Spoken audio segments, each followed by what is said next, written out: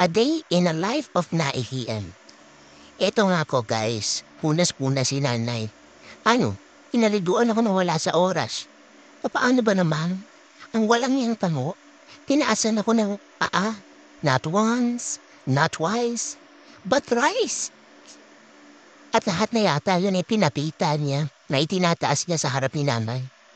Pisting Samuel yan. Ayan, naligo tuloy ako. Kahit na Biyernes pa lang.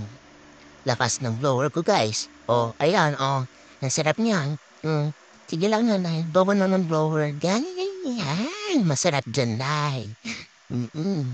Matagal na yung blower ko guys. Siguro mga 2.5 years na yan sa amin ko. Maganda yung blower na yun. Pero malapit na po yung masira guys. Oo, feeling ko lang. Kasi humihina na minsan yung hangin niya. Hindi niya na napapanatili yung kanyang lakas ba? Oo. Kaya, well, kung masisira naman yan. Alam ko naman magro-roll ko lang ang nanay ko ng attendance para sa mga makikidonate, ano? Oo, at makidonate ka na, guys. Okay. Para sa viewer ko, di ba? Kung ayaw niya naman, edi, bigay-bigay na lang ng stars. Oo, di ba? Yan, masarap yung sa atin. Yan. Okay. Mabilis lang dyan sa itlog ko. Ay, wala pala akong itlog.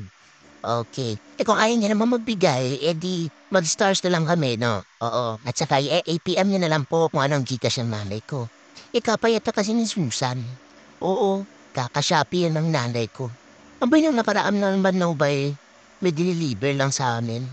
Yung Mr. Shodo shampoo. Abay, papaubos na daw ngayon. Ba't nagpaparingin din naman sa akin? Napabili na naman yata ng shampoo. Kung hindi niya ba naman ako pinapaliguan regularly, di mo mababawasan yun.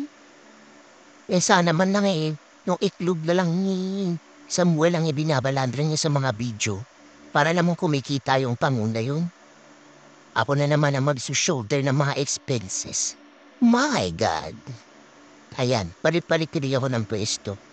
Malapit na ako matuyo, guys. After mga 2 hours. Joke lang. Usually it will take me an hour. Oo, nuts. Mga an hour. Oo, walang yang Samuel kasi yan. Ang dalas ang gawing poste. O feeling yata sa akin pa din na may nakalagay na bawal umihi. Ay, nako. Talagang dapat na yata. Ibawas na lang ng panganinang at ninang ko sa pamasko ko yung makukuha ko sa pamasko eh. Tanggalan na lang talaga ng itlog itong pangun na to. Total, wala namang silbi. Hindi ihian lang ako ng ihian. Ay, nako. Nakakaloka. Ayan na kayo dyan. Sarap dyan.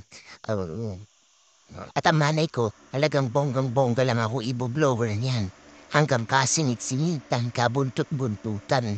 Kailangan wala siya makita mga bahid ng basa.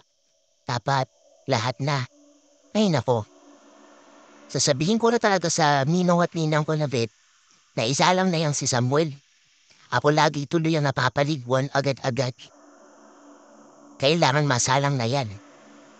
At kapag sinabi naman ni tatay, kutal, ang tatay ko naman, hindi marunong maghanap ng mga bagay na nawawala.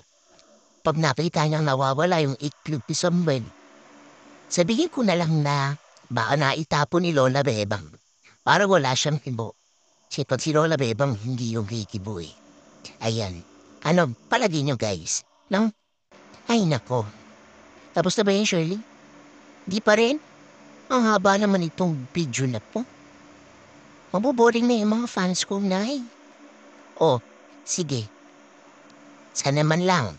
Makapag-donate kayo ng stars. Guys, nag-iipon ako ng stars.